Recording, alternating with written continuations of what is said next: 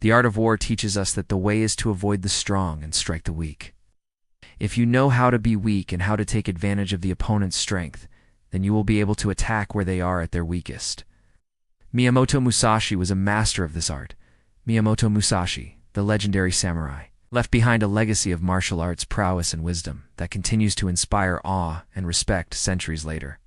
Born in 1584, Musashi grew up in a time when Japan was ravaged by civil wars and petty tyrants.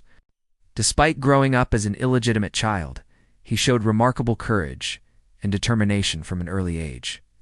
His story is a testament to the power of hard work and dedication in overcoming adversity. After losing his father at a young age, Musashi traveled to Kyoto and took up residence at a temple where he trained in swordsmanship under the guidance of a Buddhist priest. However, the peaceful life of a wandering samurai did not last forever. At the age of 21, Musashi found himself in a life-threatening situation when he encountered a band of armed robbers while crossing a mountain pass. Showing incredible bravery and skill, Musashi managed to defeat all of his attackers except for one, a man named Takano Shitao. Their fight lasted over half an hour and eventually resulted in a draw after both fighters were injured, although Musashi had won against the rest of the bandits. His respect for his opponent forced him to return a year later to have another go at Takano. But once again, the fight ended in a draw, proving that Musashi had met his match. Determined to improve his skills and find a way to defeat Takano, Musashi embarked on a solitary journey to hone his swordsmanship and devise a strategy to defeat his formidable opponent. As fate would have it, he studied alone for 6 years, mastering various sword techniques and developing his own fighting style.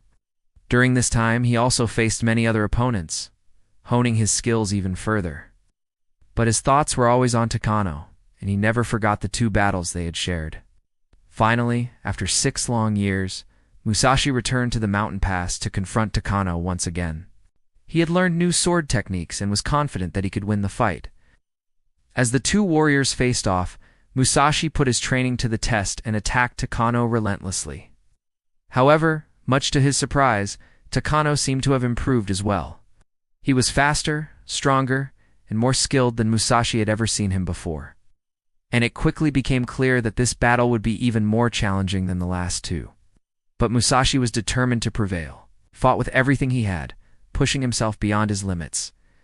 Yet despite his best efforts, he just couldn't land a solid hit on his opponent. Just when he began to lose hope, Musashi remembered the lessons he had learned over the past 6 years. He realized that he needed to change his approach and adapt to Takano's fighting style in order to win. With a newfound sense of determination, Musashi made the necessary adjustments and launched a final attack. To his surprise, Takano was no longer able to block his attacks, and Musashi finally landed a fatal blow, ending the battle and avenging his previous defeats. This confrontation between Musashi and Takano was more than just a physical battle. It was a clash of wills, strategies, and philosophies. Both warriors gave it their all, pushing themselves to their limits. In the end, it was Musashi who emerged victorious, but he did so knowing that he had faced a worthy opponent and that the victory had been hard-earned. The story of Musashi and Takano serves as a reminder that true strength comes not only from physical prowess, but also from mental fortitude, adaptability, and strategic thinking. In addition to his martial arts skills, Musashi was also known for his wisdom and philosophy. After retiring from a life of violence, he spent his remaining years writing books and teaching others about his fighting style. One of his most famous works is the Book of 5 Rings, which is still studied today by martial artists and military strategists alike. Musashi's greatest challenge came in 1612 when he met his match in the legendary swordsman Sasaki Kojiro. Their duel on Ganryu Island has become a thing of legend, with each fighter bringing a different type of blade to the fight. Musashi arrived late to the duel, which was held on Ganryu Island, and his unconventional weapon surprised his opponent. Instead of a katana, Musashi brandished a wooden sword he had made himself. Meanwhile, Kojiro confidently wielded his prized possession, an exceptionally long katana called Manahoshi Zao. Despite the size difference, Musashi refused to back down. Koki Hiroki, also known as Kojiro, was a legendary samurai swordmaster who lived in Japan during the late 16th century. He was renowned throughout the country for his exceptional sword skills and his mastery of the katana, particularly its length and width.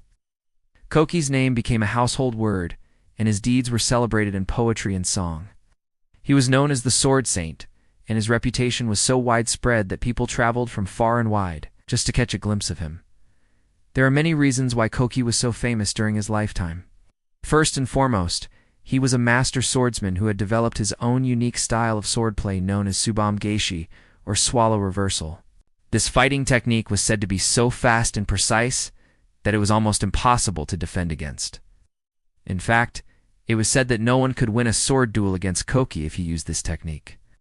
Secondly, Koki was also famous for the length of his katana. It was said to be the longest and widest blade in all of Japan, and it became a symbol of his prowess as a swordsman.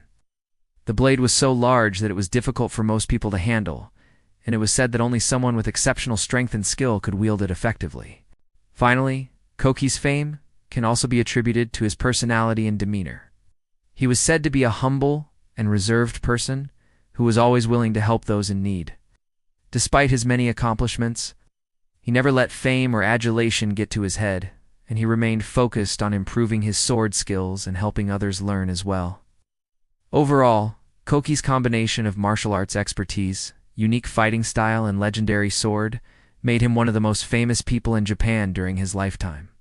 It is said that Sasaki Kojiro was born into a family of farmers in the village of Kushina, located in the northern province of Dua. Despite his humble beginnings, Saki possessed an indomitable spirit and an unquenchable thirst for knowledge and adventure. He left his village at a young age to seek out a life of excitement and opportunity. Sasaki traveled extensively throughout Japan, learning from various masters and honing his skills, until he became one of the most formidable swordsmen of his time. His fighting style was unparalleled, and he was particularly renowned for his mastery of the katana, the traditional Japanese sword. He was also an accomplished tactician and strategist, which made him a highly sought-after military advisor. Despite his many accomplishments, Sasaki was a humble man who never forgot his roots. He was known for his integrity, honor, and commitment to justice, and he was always willing to help those in need. His reputation as a legendary samurai and master swordsman continued to grow, and he became a symbol of courage, skill, and honor in Japanese culture. Now that we understand who Sasaki was, let's continue the story. Kojiro, confident in his abilities, decided to show Musashi the true meaning of swordsmanship. He drew his massive katana, Manahoshi Zao, and lunged forward with a powerful stroke. Musashi, however, was ready for him. With lightning-fast reflexes and perfect timing, he parried the attack and sent the blade flying out of his hand. Before Kokichi could react, Musashi charged forward and delivered a swift kick to his chest, sending him crashing to the ground. Wounded and defeated, Kokichi looked up at Musashi with disbelief and anguish as he breathed his last breath. As spectators rushed to the scene, they witnessed the fallen sword saint lying lifeless on the ground. This marked the end of a legend, and the crowd could not believe that the mighty Kokichi had lost his life in such a brutal fashion. They had come to see a battle between two great swordsmen, but they had not expected such a decisive outcome. The news of Sasaki's death spread like wildfire throughout the country, and people from all over Japan came to pay their respects to the fallen hero. Many of them were shocked and saddened by his untimely demise, but they also admired his courage and skill in the face of adversity. Some believed that Sasaki's death was a tragedy, while others saw it as a necessary sacrifice to uphold the honor and dignity of the samurai class, regardless of their differing opinions. All who knew Sasaki respected him for his dedication to his craft and his unwavering pursuit of excellence. Although Sasaki's life ended on the battlefield, his legacy lived on. His fighting style and philosophies continued to be studied and practiced by swordsmen for centuries to come, and his name became synonymous with the epitome of the samurai spirit. If you like stories like this one, stay tuned for more. We have many more tales of brave samurai warriors waiting to be told.